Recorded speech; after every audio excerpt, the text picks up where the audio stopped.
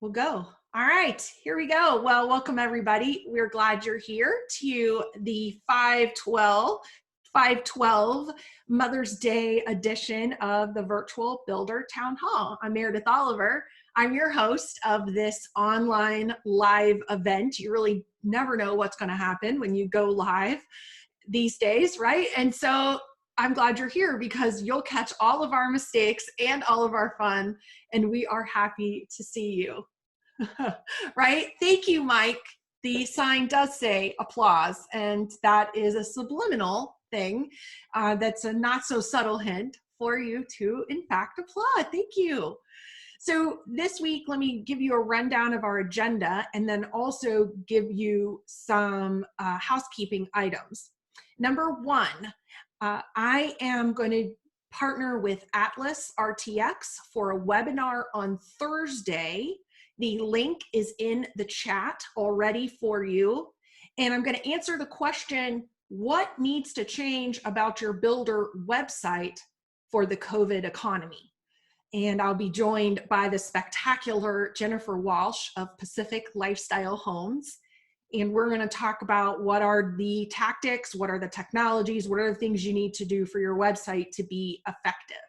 So that's Thursday, this Thursday, and link is in the chat for you to register for that. We are going to have one more weekly town hall meeting next week. We will be back next week, but following that, we will go to monthly. So starting in June, first Tuesday of the month at 4 o'clock, we're going to go monthly. If things start really changing, if this thing heats back up, if we have to all close our models again or something goes wacky, we'll go back to weekly. It's no problem. I'm here and not flying anywhere for quite some time. So if we need to go back to it, we will. But for the meantime, we want to make the best use of everybody's time. So we'll start monthly, first Tuesday of the month, 4 p.m. Just mark your calendars.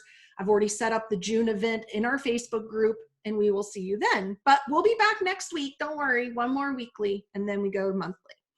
Okay, next item. I am looking for a couple of volunteers that would want to have some mentoring by yours truly and help me support our group. So I'm looking for a couple of people that are already pretty active on social media that would want to help with our Facebook Virtual Builder Town Hall Facebook group. The only caveat is you have to work for a builder. So sorry, my fellow consultants and vendors. I'm looking for builder, marketers, or salespeople who would love to help post and curate some content and just help me moderate and get involved with the group in a bigger way.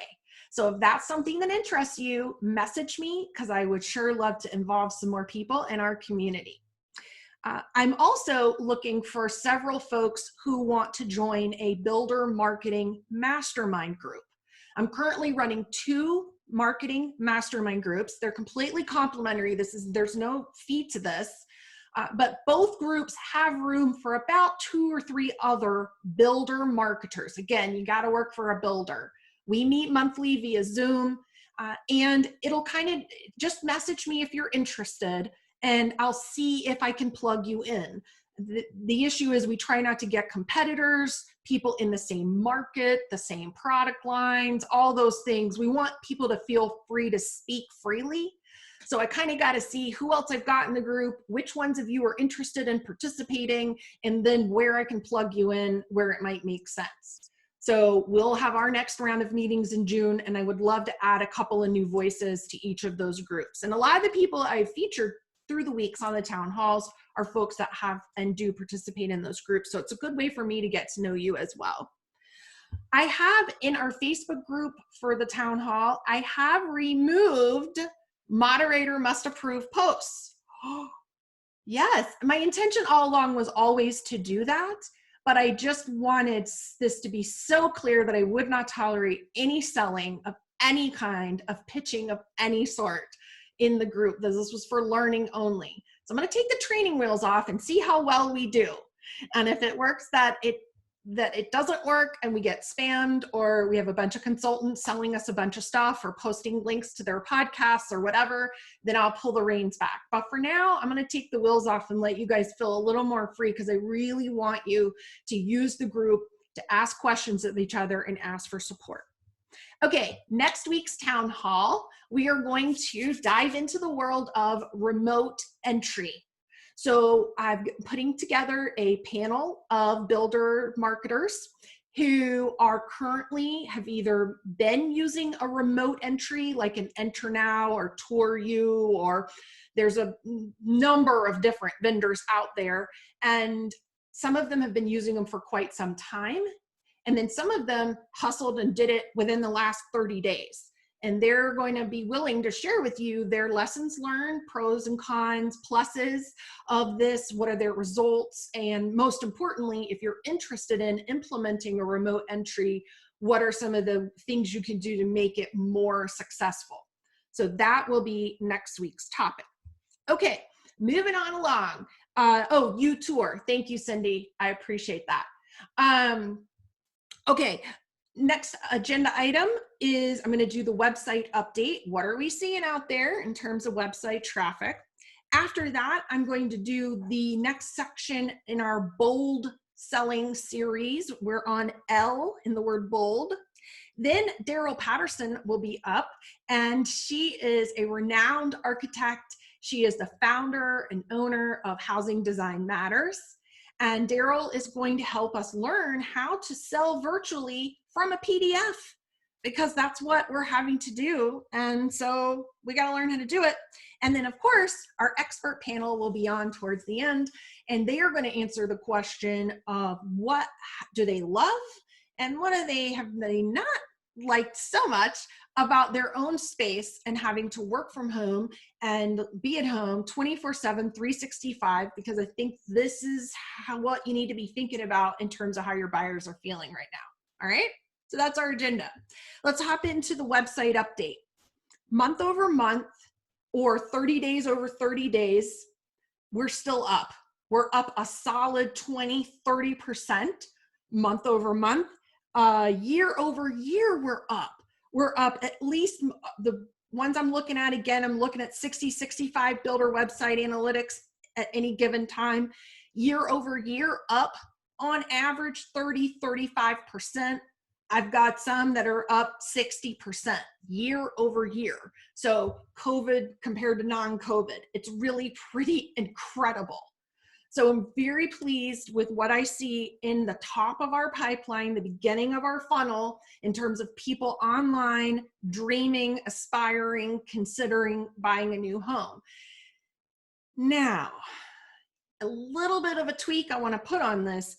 As I dove in yesterday and went through all of the analytics week over week, and if I pulled the numbers, whether I pulled them Sunday to Saturday, or I pulled them last 7 days, and again, I was doing this yesterday, so that would have been through Sunday, Mother's Day, nearly everybody was down week over week. And they were down a good chunk, let's say, several percentage points at least, okay? My supposition is that people are getting back to work, that they're getting out more, that they're the amount of online time being consumed, I think, is dropping, because we're transitioning into a new phase of reopening. Yes, Laura, or they were all at TJ Maxx. Excellent point. So, that's what I think might be happening, is we might start to see these really rather record-breaking website traffic numbers kind of start to pull up a little bit. And I don't want anybody to panic or freak out. For now, I think we're in another adjustment phase. Remember at the very beginning of this, when we had the shock and scramble phase, where we were all like, what is happening? I have to work from home and my children are going to be home. Holy bleep. Remember that phase? So this is another kind of adaption phase we're in now, where we're just figuring out, well, what does it look like to be partially open? And that's going to eat into how much time people spend online. Of course, you did have a major holiday Sunday with Mother's Day. How much that affects it, it's hard to say, because I mean, we know people weren't out celebrating as much as they could have been in years past, where typically we always see a drop on a major holiday because people are engaging in other things. So we got to keep an eye on it. My tip for you, what this means for you, what you should be thinking about, is what's happening to all those leads that came in so hot and heavy when we have this massive online captive audience because they had nothing else to do. What is your lead follow-up doing? Do you have automated or ongoing focus on all of those leads that came in on live chat in the last 45 days, all of those phone calls, all of those emails? I mean, this is the time. We have this wave of online, and the only way they convert to on-site is with lead follow-up. So that should be your focus at the moment while we wait and see what's going to happen with the online traffic. Okay.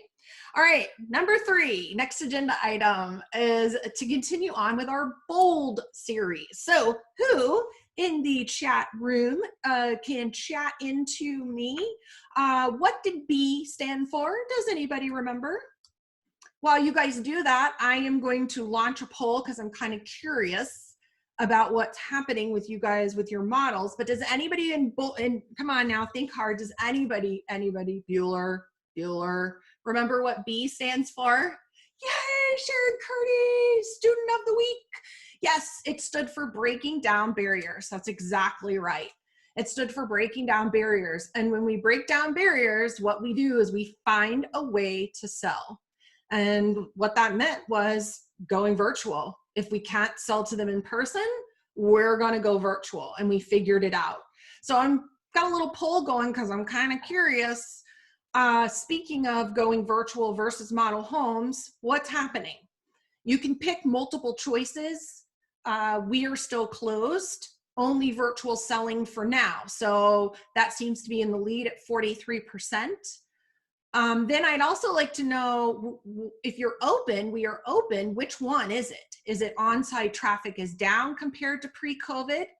On-site traffic same compared to pre-COVID? Or on-site traffic up compared to pre-COVID? So, all right, looks like we've got a lot of closed, only virtual selling for now, and you're open and traffic down. Okay. Good. Okay. So somebody's writing in virtual and in-person private appointments. Models are not open yet. All right. Looks like our poll has pretty much stabilized.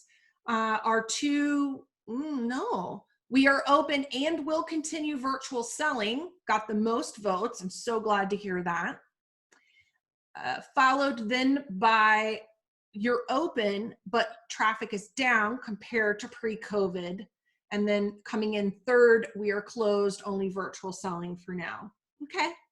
All right. So B was breaking down barriers. We figured out how to sell. It looks like you're still kind of figuring that out. That is fantastic. I am now going to close that poll out.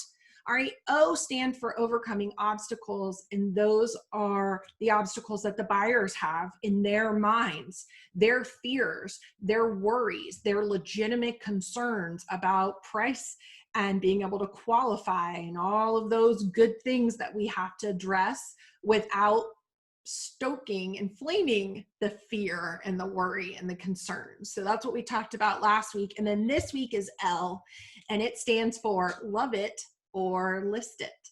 And no, I'm not talking about the HGTV show. I'm talking about this idea that I want you, when you're communicating, being a messaging expert, really, that's what I do, whether it's through your follow-up or your phone calls or the first visits or your social media videos, all the good stuff that you're doing. I first and foremost want you to communicate that I love it. And what am I talking about? I'm talking about what you do as a new home consultant in sales.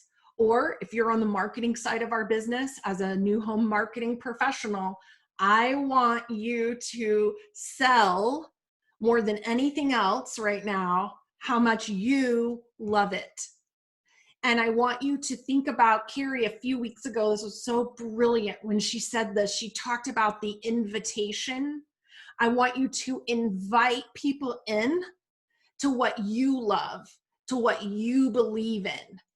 And you will invite them in, again, through the messaging, through the way that you phrase it as you're talking. But I want you to literally invite them into your world. When you invite people into something that you are passionate about, it becomes magnetic. They can't help it. And this is where your passion and your love for what you do, it's not just about feeling good or making other people feel good. The result of passion, the translation to the other person, to the receiver, is confidence. And even more importantly, it's clarity. When I invite you into something that I love, it means that I'm confident in it. It means that I'm clear about it. It means that I feel good about it. And that leads to clarity. And clarity leads to certainty. Your passion, your love it for this business leads to certainty in your buyers. Think about how many times you've been on the bubble about something. Is this a good time? Is this the guy for me? Is this the girl for me? And maybe, for example, you were dating somebody and your mom or somebody that you trust gives an enthusiastic endorsement of this person. Oh, he's awesome. He's got everything you've ever wanted. He's this, he's that. Your most trusted girlfriend shows enthusiasm for this person. Doesn't that create a little more certainty in your mind? A little more clarity? So I'm asking you this week, do you love it or do you need to list it? And this isn't about the houses you sell, although we'll get to that in just a minute. This is about you. And this is about, can you say with unbridled passion and enthusiasm and energy, I love selling new homes. I love marketing new homes. I love the builder I work for. I love the team that I work with. It's not just about the industry, loving new homes or loving the neighborhood you're selling. It's also the passion for the company that you work with, the team that you work for. And when you have that passion for all of those pieces, when that comes together, that is magnetic. That's why people click on the video. They literally can feel it through the screen. It's really crazy, but it's true. It's in the tone of your voice when you leave the voicemail for somebody to call you back. It's in the tone of the email when you send the email. You know, Kerry says pretty frequently, can they hear your smile when you send the email? And that's without a bunch of emoticons and emojis and a purple pink font. That's in the tone of it. So I really want you to think about today, it's time to get really honest with yourself, brutally honest, to say, do I love it or do I need to list it? And if you need to list it, it's okay. It's okay. Maybe you still love selling new homes or marketing new homes, but you need to change jerseys and do it somewhere that you love a little bit better, you have more confidence in. That's okay. But at the end of the day, it starts with you. You can't begin to work with other people on their home. Do they need to love it or list it unless they get it first from you? And that all starts here. You know, the more that I go through all these different business disruptions I've been through some nasty personal stuff that I never talk about, but if anybody ever wanted or needed a heart-to-heart one-on-one, I could probably make you feel better about your life if I told you some of the nasty stuff that I've just dealt with, persevered through. I mean, it's just not pretty, right? And the more I do all of that, the more that I find that my success of what comes next has so little to do with all that external stuff. And it has everything to do with right here. So I know for some of you, some of this content seems a little fluffy, or it seems like whatever. And that's why I do the other stuff we do. We do analytics. We're getting ready to talk to Deryl. She's going to give us hard-hitting tips on selling from a PDF. And that's all well and good to appeal to everybody's needs. But for some of you, I need you to hear me today on this, that your passion for what you do creates certainty in others, or it doesn't. And that's the scary part. When you aren't feeling it, you'll create doubt and uncertainty in others. And then you wonder why none of them move to closing, why nobody's buying. Years ago, I was asked to meet with an on-site agent in the Midwest. Company and city shall go nameless. I said, go out to her model. I was there speaking for something else. And they said, while you're here, just go out there, meet with her. She hasn't sold anything and we're trying to figure out what's going on. Okay. I go out there. I go, just show me around your model. Yeah, well, we've got this floor, but so-and-so's got a better floor. Just type, some linoleum or something. It was townhomes. Yeah, they got this linoleum like in the utility closet, and somebody else has got a better one. Okay. She keeps showing me the model, but instead of showing me what she has, it's what she doesn't have. Everything is what she doesn't have and who has it. I go, let's get in the car. Take me one of those models. So we go over to the competitor's model, and she's like, see? She's like, I'm thinking to myself, man, this is going to be a really bad lunch with this manager when I get done here, because this is not going well. So finally, I say to her, we get back to her model. It's just me and her. I'm like standing across the topo table, because that's what we had back then. And I look at her and I'm like, so obviously this isn't a product or a price point that you personally would buy. I'm pretty clear on that. I'm like, but can you imagine that there is a target audience for this, that maybe they don't mind paying a little bit more because of this, the way the location is? I mean, by the time we had done all the competitors and all the shops and all the stuff together, I pretty much figured out how to sell this thing, right? So I positioned it that way, and I fed it back to her to see if she could then give it back to me. And she looked at me and she goes, no, I can't really imagine anybody buying this. Mm-hmm. Dramatic pause here, right? You can't imagine anyone buying this? Then you're not going to be able to sell it. So sadly, when I had lunch with the manager at Panera Bread a few hours later, I had to say, he said, well, and I said, I don't want to cause anybody a problem or cause anybody their job or whatever, but I don't think she's going to sell any. She doesn't love it. And see, that's the issue, is some of you really deep down, you don't see why somebody buy what you're currently representing. And so that's like, you got to get yourself out of the way and figure out who the target audience is, and can you see that becoming a match? And if you can't, then it's time to list it, meaning you, Jersey change, let's do something different. Okay. So I think more than ever, what people need right now is they need anxiety reduced. They need certainty, and that certainty, a lot of that will come from you. Now, if we shift it a little bit and say, well, what if I don't love it at the moment, but I usually do. I'm just kind of in a funk.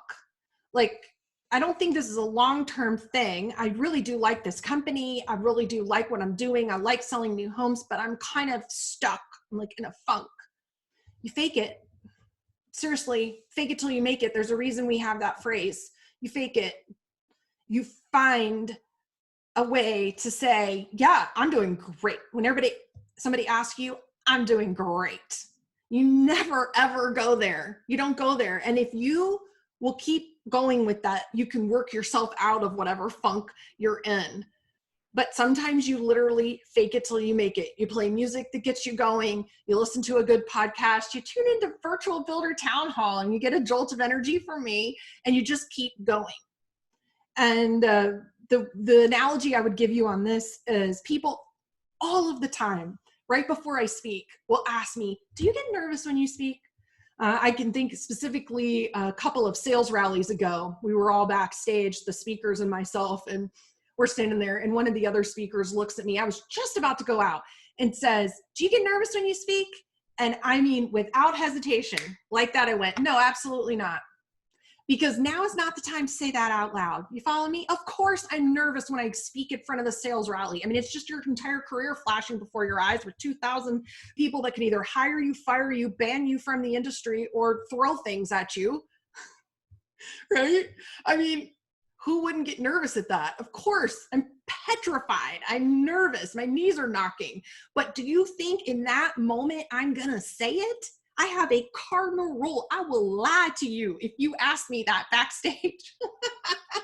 I will lie to you. I am sorry. I'm just going to tell you right now. I will fake it until I make it. I will look at you and go, absolutely not. And I walk out there like, absolutely not. I love it, and I'm not listing it today. You see where I'm going? And that's the attitude it takes. Sometimes at the first builder town hall, all y'all are coming in here. There's hundreds of you in here and freaking out. I had to fake it till I make it. I didn't know what I was doing. But do you think I'm going to say it? No, no. Now, if you invite me to coffee or lunch and we're just talking and I'm not about to go on stage, or we're in a setting like this, I will be more than happy to tell you, of course I get nervous. Of course, but not in that moment, okay? So that's my tip to you on overcoming it if you get in a bit of a funk. If it's a long-term thing, then you got to do something about it. You have to. Lastly, how does love it or list it connect to your buyers and what they're going through? Well, here's what I'd like to submit to you that I've observed in my own life, as well as the people that are close to me. All of us, this whole process of this coronavirus quarantine situation has given us a lot of time to reflect and evaluate our jobs, our family life, our relationships, our homes. It's really given us an opportunity to look at everything in our life and say, do I want to love it or list it? I mean, there's people that are like, I should have retired 5 years ago. Why am I still working, killing myself? I can think of a friend like that right now. And they're like, okay, I'm done. You know, it's giving people a hot second. Just take a step back and reevaluate all kinds of aspects of their life, their lifestyle, their homes, of course, the spaces that they live in, and decide, is that something in my life that I want to continue post-COVID or not? So understand that everybody around you, not just you, everybody around you is contemplating this. Like, do I want to love it or do I want to list it? In terms of their work, their job, their everything, all the aspects of their life. And then you come along and you love it. You love new homes. You love everything you're doing. You love your location. You love your neighborhood. You love your home buyers. You love your builder. You love your team on most days. And you come along with that passion and that certainty for what you're doing, dude, you're going to get the sale. You're going to get the conversation. Because when everything's up in the air and I'm evaluating everything going on in my life, not just my space, but every aspect of it, I am drawn to people that know and have certainty. And that's now where we come full circle. So I hope that that makes sense to you. Hope that wasn't too frou-frou or whatever for you, but I just feel like not only do we need the tactics of all of this new world we're in, but we also need the recharge internally because it really does start with you. Okay, now I am going to invite Deryl to start her video. So I pressed that. I am going to unmute you. Unmute. I think we got it. Hi, Deryl Patterson. Hi, Meredith. Speaking of certainty, one thing I was certain about is when I got an email 2 or 3 weeks back from you, from your blog, about selling from floor plan PDFs basically in the virtual world, I thought to myself, that is certainly a topic we need on Builder Town Hall. So I'm very glad you're here, and I'm very certain you're the right expert for this topic. Well, thank you very much. And, talking about overcoming obstacles and breaking barriers and giving people confidence, that's what I want to do today because, I know I'm talking to a lot of people who make their living selling, and they're great at selling. But if they are insecure about how they're selling and understanding their floor plan, that's gonna put them off their game. So my goal here today is to really talk about how can we gain confidence from selling from floor plans. And as we were talking earlier, I think actually there's an advantage to selling just from a floor plan. Really? So yeah, I mean, if you were to walk into a model home and you loved it, oh my God, it's so beautiful. And it's perfect, right? But it's not. They fell in love with the decorating, the model merchandising, but it really wasn't the right home for them. Or vice versa, they walk into one and it's, gosh, I really hate these colors, but it's the right floor plan. So my goal today was to talk about how a floor plan lives and help buyers imagine themselves in that floor plan. So there's a little trick that goes on that we go from looking at a two-dimensional object and how we can talk to people about imagining themselves sitting at the kitchen island. Ooh, and there's a beautiful granite, or look at the pendant fixtures that you can have. So start to get them placing themselves inside the model, and you got to do that kind of in a step-by-step way. So that's kind of my goal today. Okay, that's perfect. So I want to know, what is the top mistake that we make when we're working from a floor plan PDF? What do you see salespeople doing that they really want to avoid doing? Let's start there. Okay, well, there's both a mistake and a challenge. So the biggest mistake, because you're selling differently, is to not do your process of figuring out which floor plans to share with them. You do not want to overwhelm them with 5 different floor plans. You really want to figure out what it is they want, what they're looking for in a home, maybe what they can afford in a home, before you even show them the floor plan. So you're kind of qualifying them, understanding their lifestyle, what their needs are. So that's probably the number one. And again, probably people do that all the time, but now they're in a different platform, they forget that. So that might be a mistake, but I think the biggest challenge is trying to figure out how well your buyer can visualize and understand a floor plan. Because honestly, a floor plan is an artificial construct. Nobody looks at a house, in a drone flying over. So first you've got to determine how good your buyer is at understanding the floor plan without making them feel stupid. So that's kind of tricky. Like, oh yeah, that's not the toilet, that's over here. And trust me, these kind of things happen. So that's kind of the ticklish part. And then once you kind of get through, where they are, and you help them through that, then you can start helping them visualize and placing themselves into the house. So okay, well, I think you're going to share your screen, right? Yes. I'll give you a second to do that. She's going to share her screen and bring up a slide, bring up a floor plan, so that we can be very specific for you and just go through some really specific do's and don'ts and samples, etc.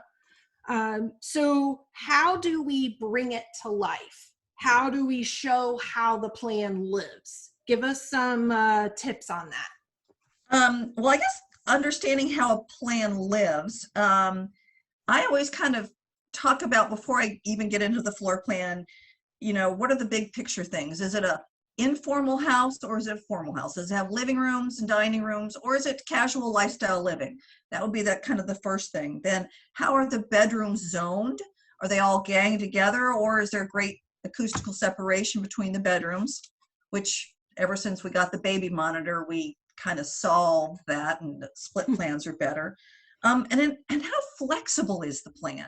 So that's a big one, because people's lives change. So what kind of flexibility? So those are kind of the big picture things. And then getting down into kind of some of the details, talking about how they actually live today. Do you and your partner both get up at the same time? Because, this bathroom has the closet right off the bathroom. So if you get up early, you can get showered, dressed, not disturb your partner. Or talk to me about getting kids ready for school. Do we have 3 kids that have to all brush their teeth and get out the door at the same time? This plan would work good for that because it's a compartmentalized bath. So those are some of the things. But before we get into that, I want to kind of go through some what I call floor plan basics. So if I could do that really quick, let's see if I know how to advance the slide. So floor plan basics. So the first thing to understand is a floor plan is a plan that was cut, the top was cut off 4 feet above the floor. Anything above 4 feet is going to be in a dash line. Anything below 4 feet, you're going to see, unless it's something that's underneath. So like in the kitchen, for example, let's see if I have my little annotated thing here. There we go, little flashy light maybe, spotlight. So over here in the kitchen, upper cabinets, right? We're seeing this dotted line, but in that same kitchen, we're seeing the dotted lines here of the wall underneath. So that's helping us understand there's something above or something below. Now understand that you don't know what this dotted line above that range is. Is it this says range with hood. Is it range with a hood and a microwave? Or if you go into the laundry room and there's a dotted line over the washer and dryer, it could be wire shelves or it could be cabinets. So those are some really important nuances to understand when you're selling, that your buyer may be thinking it's not what it is. So that's an important nuance to share with that. So let's see if I can go to the next slide. No, let's just stop this annotation. So then it's important, sales folks, to have some questions ready. And when you're talking with them, and if you're virtual, maybe you're over Zoom, you're showing this like this, sharing your screen, and you might ask, have you built a new home before? Have you worked with a floor plan diagram before? I don't want to go over anything or repeat anything kind of in your mind, thinking you probably don't really know any of this, but at the same time, I want to make sure I'm giving you the information you need. That's great advice. Yeah. So this is where we want to kind of pull out from them, what is their knowledge level of reading a floor plan itself, not just of this one. Yes, you've been on the website, maybe you've played with our interactive tool, that's great. But just as you look at this diagram, what questions do you have for me about how this reads? That would be another way to ask. And then you would get back something like, well, what do these dotted lines mean? And that tells you they don't have a lot of experience reading floor plans, maybe. Or, well, I'm assuming that this means there's a free kitchen island. You're like, no, and it just would be a really good indicator to you. So folks, if you've got a question, and I see you guys chatting in, this is why I love this group so much. A lot of the other webinars do not do this, but please, in the chat box, what are things you say? What are phrases you use? Share with each other. Paul's wrote in the chat for us, one thing difficult for a buyer to understand is the volume of the room. Absolutely. Plate heights are important to point out, 9-10 ceilings. Patty, hi Patty Guthrie, also Florida rock star. Why are some of the doors a single line, others are double lines? Oh, maybe you're asking that. Oh, I think she's asking us that. You know, those are great questions, and it's probably just the graphic artist who did them. The question I get a lot is, why are some of the doors not opened all the way? Does that mean it doesn't open? People are going to ask that. And you know, the truth is it's a default setting in AutoCAD, and it doesn't get changed. That's really not a good answer. So it's a drawing shortcut. It's really, a door swing is to indicate which is the hinge side, which is the handle side, which way would it open. It doesn't have to show it opening all the way. So that's just a little bit of a construct. Yeah. So I would pull out from them a little bit to see what you think they know. Okay, Peter has written into chat, my favorite pre-qualifying questions regarding floor plans are, what does your current home have that you love? What would be something you would change if you could? Absolutely. Those are great livability opening questions. All right. Absolutely. So yeah, Deryl, what other some things that we want to pay attention to on these basic things? So on these basics, half walls, you often see them at the top or bottom of the stairs. So really important to talk about. The half wall over here is going to open that family room up into the stair, and the space is going to feel bigger because it's a half wall. And of course, it's either a half wall, it could be a railing, but that's going to make it feel differently. And then when you get up to the top of the stairs, as soon as you're halfway up the stairs and your head is above, you know, that half wall, you're seeing that whole second floor. So understanding how that feels.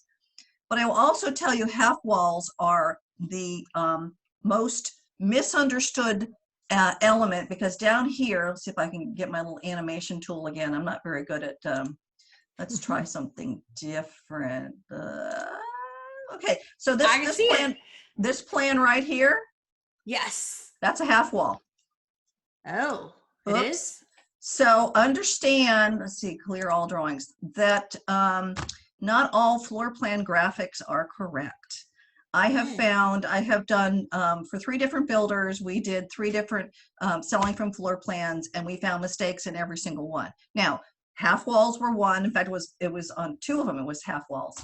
And on another one, it was, you know, an option versus not an option. So get to know your floor plans so that you know in advance what's correct, so that you can really point those things out.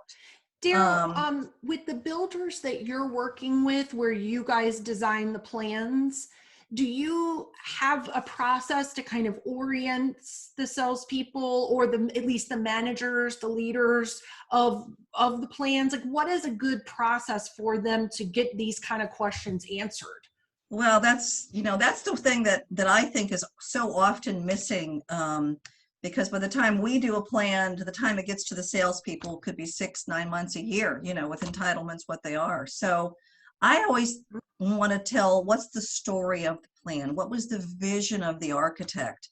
And to be able to say, hey, if you stand here, notice the natural light, that's the borrowed light that's coming from this room. You know, those kind of little pieces, or the fact that this is what I call a 2-person kitchen, that 2 people can be cooking at the same time, because that's what happens in today's, with, you know, two working people, and or they enjoy cooking together. So yes, I love telling the story of a plan. So if you're out there selling and you don't know the story of the plan, ask. It's so important to ask questions, get to understand it. What's the advantage of this? Why would somebody want that, you know, internally, so that you can better understand on how to sell it. So just a couple more boring floor plan basics, if I can just, maybe sure. It's not gonna make me, there we go.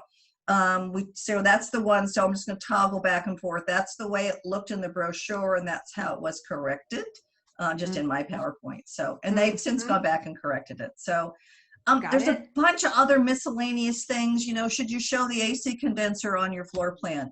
Why would you show it? You know, well, you don't want to see it, so here's out of the view. How are linen closets or shelves shown? Showers might be differently.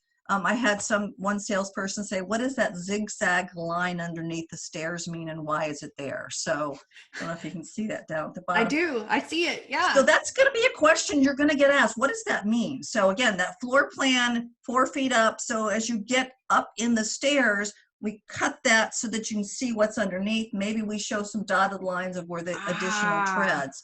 So that's just one of those little architect crazy. So, but let me get into the floor plan because I know that's the really exciting part. Demonstrate this one for us. And then Cheryl, Noemi and Cheryl have got questions. We will do your questions right after this. So yeah, kind of give us a demonstration of a livability.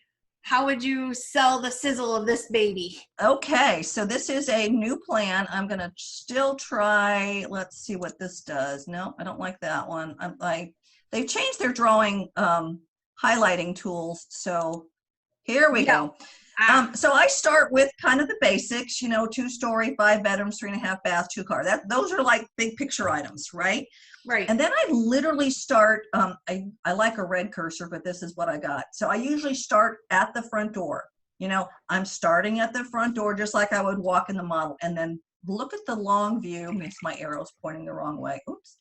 Look at the long view walking in and how exciting it is. And look how you would also walk into the house from the garage. This is how you might come through the model or your guests. This is your daily entrance, and just kind of talk through that. Look at how dramatic the stairs are. They're open to that family room. In this case, it's a handrail, very sculptural, very interesting. Looking at a staircase on the side, it's more interesting looking this way than looking at a stair sort of straight up at you. So much so. Those are important little things to talk about. Let me see if I can go to the next slide without dropping my tool. Yeah, see, they changed it. So sorry. There was an update last night. I know, right? Thanks, Zoom. Thank you. Very frustrating. So then you want to talk about natural light. And of course, I'm cheating. I'm showing you all this, my little cute little yellow arrows. Just talk about how the natural light is. So when I'm in this, I'll just use my mouse. That when I'm in the family room, look, I've got light coming in from this triple sliding glass door. I've got light coming in on 2 sides in the cafe, 3 windows in the master. Wow, that's going to be nice. Light coming in there. So really talk about light and how it expands the space and how it makes us all feel better. I talk about, this happens to be what I would call a casual lifestyle living plan, or what I call the lifestyle triangle. So this is the interaction between those 3 rooms we all use the most. So the family room, the kitchen, and the cafe, and that sort of lifestyle triangle. And of course, we have the great covered outdoor living. My blog today was that outdoor living is our cure for cabin fever. So really important these days.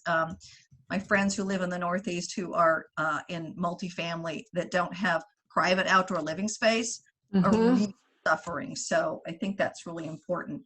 But continuing on, I'd like to talk about this kitchen as an entertaining kitchen, because I can be at the kitchen sink, or better, my husband can be at the kitchen sink while I'm sitting there having a glass of wine while he's making the meal. And while the person cooking is there, not only can they be talking to the peoples sitting at the island, but also can see the action in the family room, the TV. They're not going to miss that great play during the Super Bowl. But also what this plan has is what I call the messy kitchen. So if you think about, our kitchens are now entertaining spaces. Where does all the stuff go? Where does the coffee maker go? The espresso maker, the toaster, the blender, those things that you want to have out because you use them every single day and you want to keep putting them in and out. So that's what I love about this messy kitchen. And of course, the walk-in pantry gives us lots of storage so that I can have the windows on either side of the cooktop right here without the upper cabinets, because I got all this great storage there. So those would be some of the things that I might point out. And again, I'm going to show with my little cursor. The red light would be better, but we don't have that. So those are some of those things that I would talk about. And then I might go into, I I might go into the fact that this is a first floor master, and then really go into understanding, this is where the bed wall is, nice TV wall here, nice, the 17-foot length is going to give me room for a couple of chairs at the end for a nice quiet sitting area. I'm going to go into the master bath. What I love about this floor plan, and by the way, I always love a floor plan. I love it. Love it or list it. That's our theme right. today. What I love about it is yes. his, her vanities. And I'm sorry, do not say his, her. Dual vanities. Could be her, Thank her, you. him, whatever. Yes. It has dual vanities. So one person can be doing their business on one side while the other one's, panties or hair dryers or whatever are not in the way. So it's great separation. And of course, this one's got the tub, which we don't see a lot of tubs these days. Oversized shower, private water closet. It's perfect for getting up. Now, this is one of those plans where if you're an early riser like I am, I can get up, get in the shower, get ready, get dressed, sneak out, or maybe I just get up, get my exercise clothes on, then sneak out and go do my exercise. But talk about how the plan lives and how yes, do you and your partner both get up at the same time? Oh, well, if you don't, I mean, who does? This plan is for you. Oh, and the dual closet. So I'm personally a messy person. There's stuff gets on the floor of my closet until I pick it up and step on it. My husband's much neater. So the fact that we've got our own little spaces is very important to me. So, and then the next little image I want to jump to is some nuances. Oh, I'm going to go back up.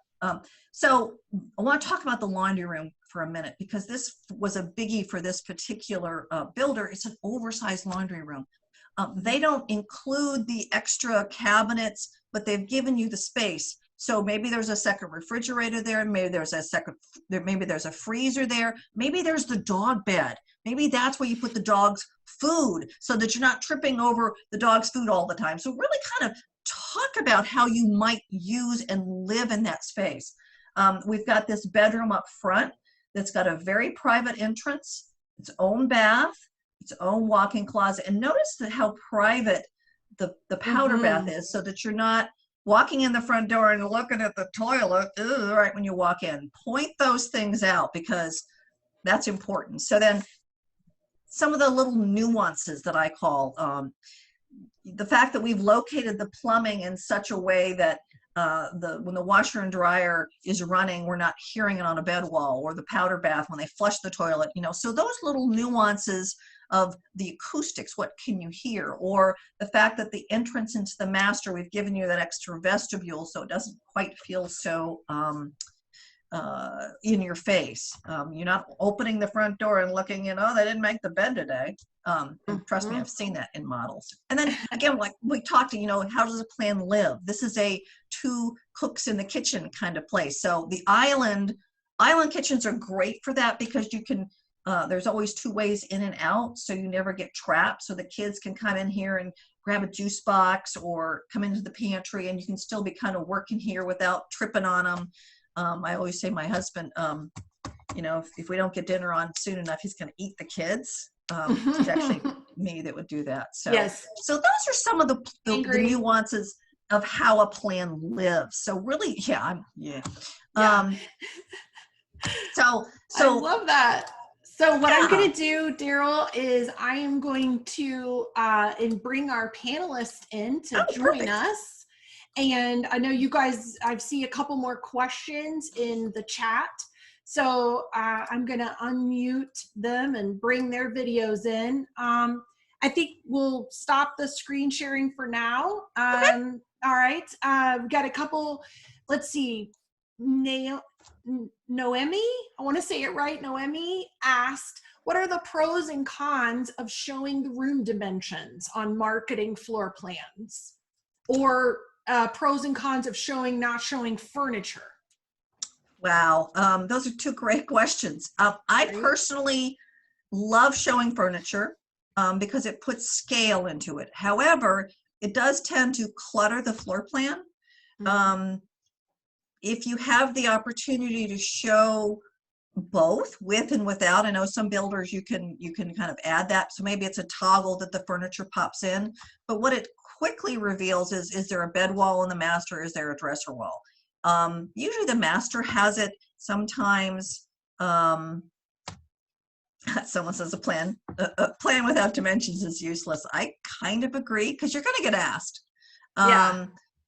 And I've seen them without dimensions. The challenge without dimensions is, or with dimensions, is if you're off by an inch, you're afraid someone's going to sue you. And where did you measure it to? Did you measure it to, did you measure to the baseboard? Did you measure to the drywall? Is it off by half an inch? So, there's always little, notations that says these are approximate, and I have one builder who always cuts a few inches out.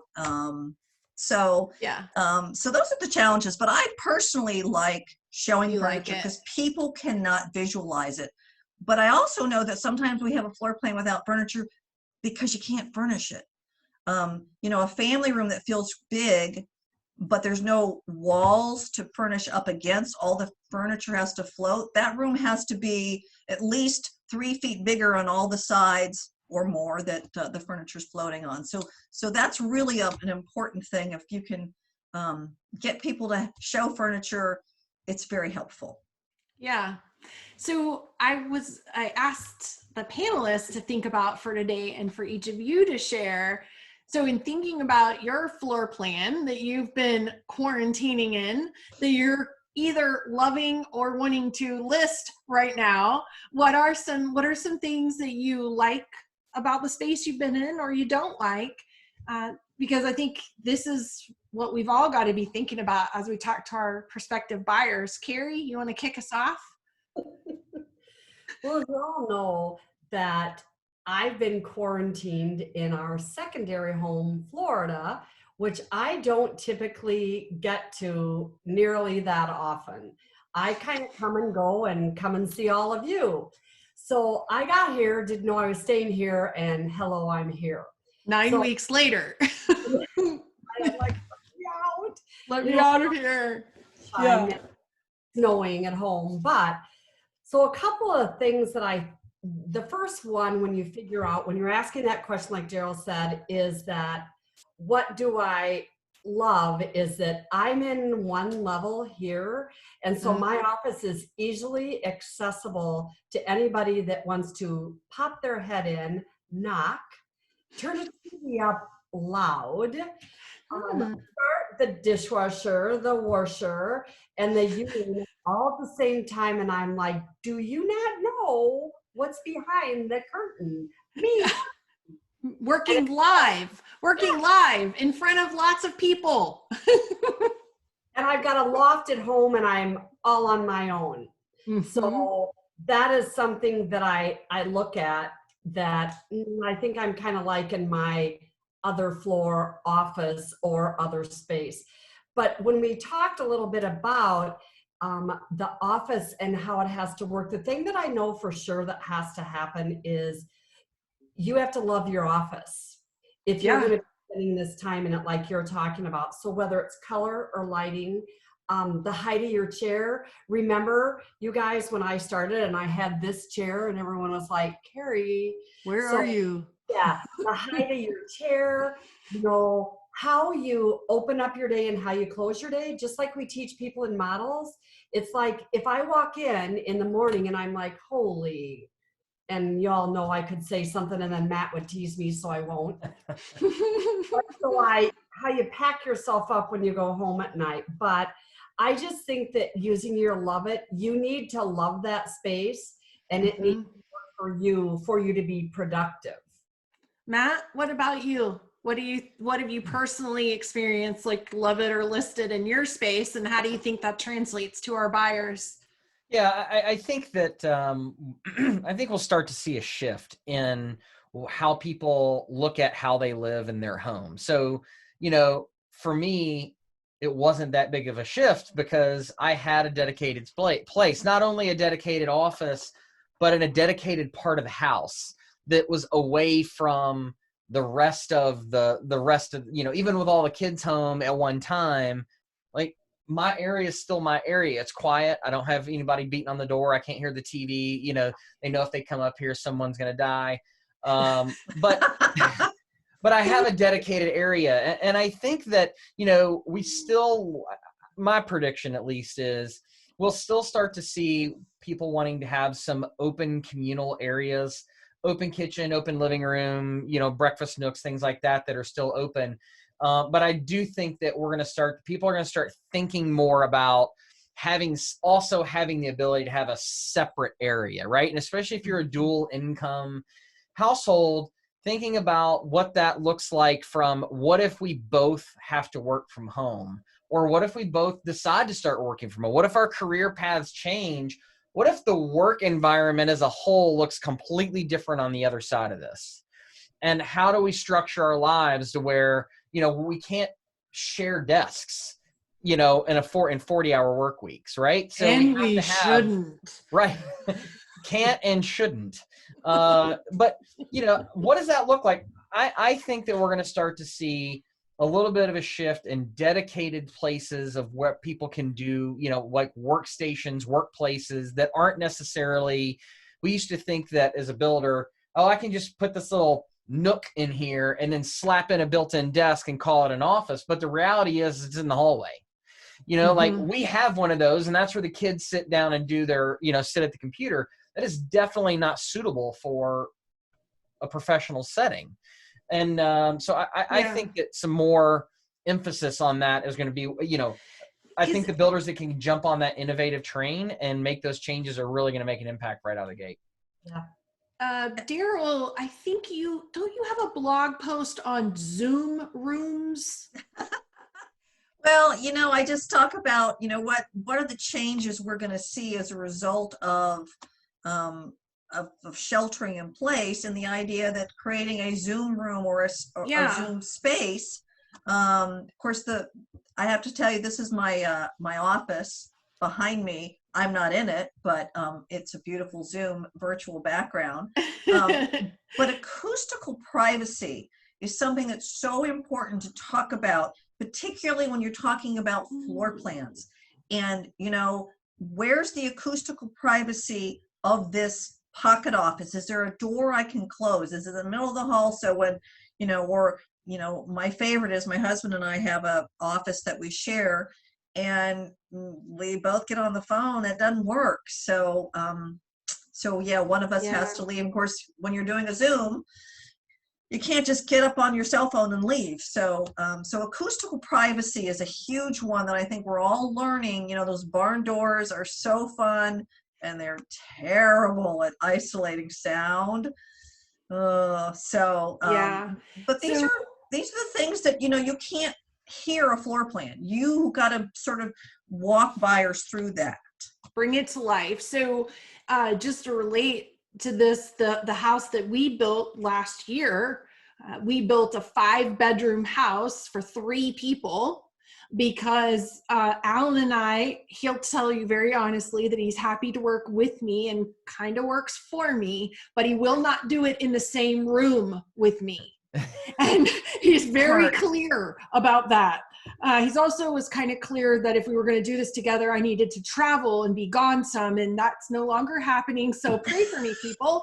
But the point was, we had to find in our price point the ability for me to have a downstairs office in a bedroom or whatever that had to have acoustical privacy, because prior to all y'all doing Zooms, I've been doing 5 Zooms a day for years. Yeah. This is what I do, right? Matt, you too. Absolutely. So I had to shop for something that I could have a first floor bedroom that wasn't the master, that I could make a soundproof office out of, and then he could have another bedroom office. You know, that's exactly what we shopped for.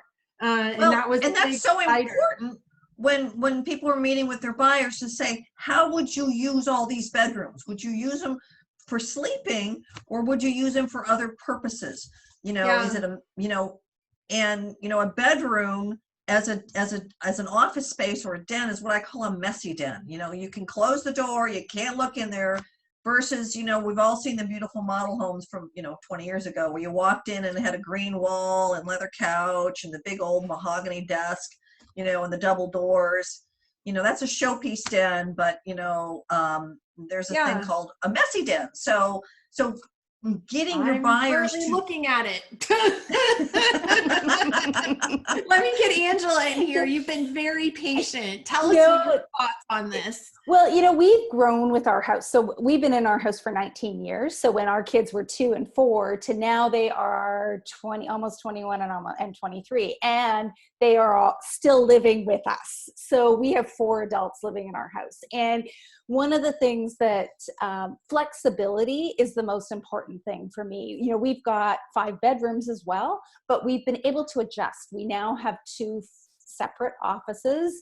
Our son moved downstairs into a sort of almost like a separate suite. So we've had flexibility over the years, which is really needed when you have a 23-year-old or almost 23-year-old. Having a separate space is really important.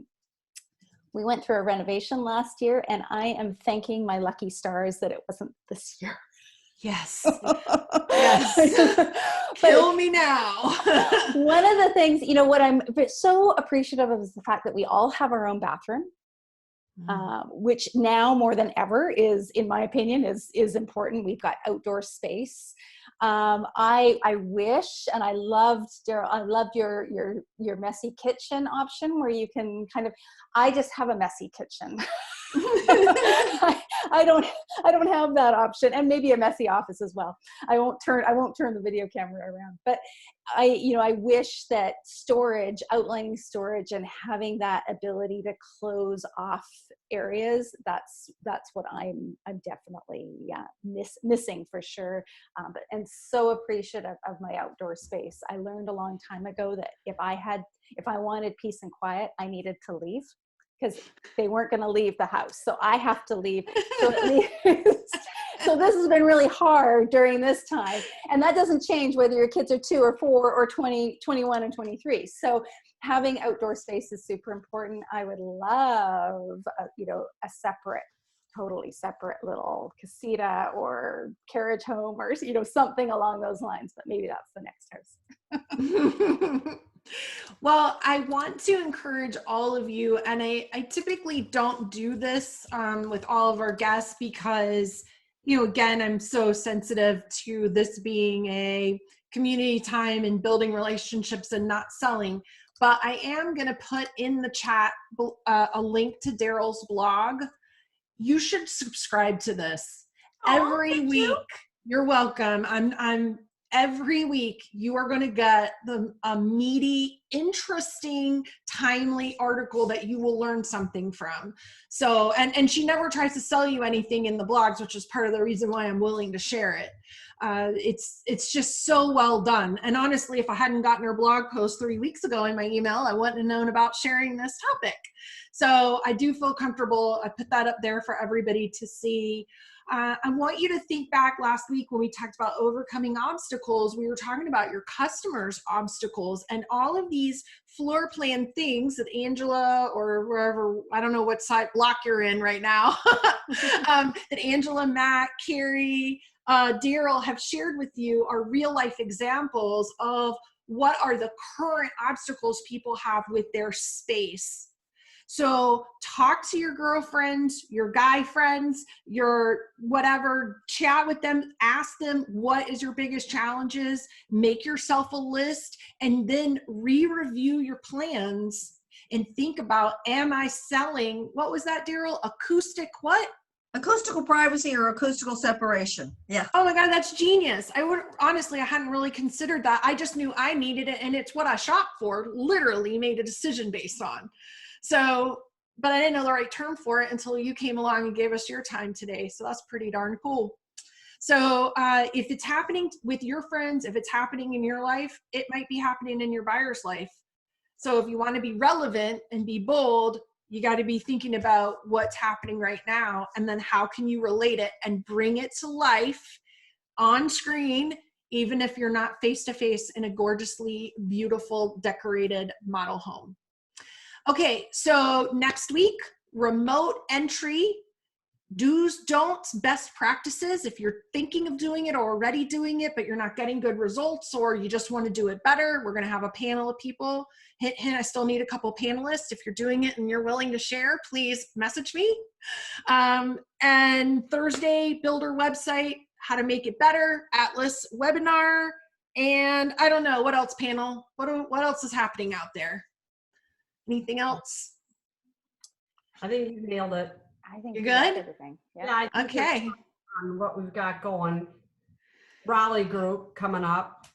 Yes, Triangle Sales and Marketing Council, May 20th. Me, Kerry, Angela. Matt spoke last month, so we are not leaving him out. We are following in his greatness, him and Chad, right? We're keeping our tribe. We're keeping our tribe on tap. So, all right. So we'll see everybody next week. We thank you. Thank you, Angela of Thank you. ECI Lasso, CRM Extraordinaire. You need it. Matt Riley, VP of Group 2 Advertising. You need it. Kerry Mulcrone of Kerry & Co. Sales Training, Sales Coaching, Executive Coaching, Culture Coaching. You need it. And Deryl Patterson of Housing Design Matters with her logo mug. Architect Extraordinaire. You need it. Thank you, guys. Talk to you later. Thank you. Bye. Bye. It's 5 o'clock.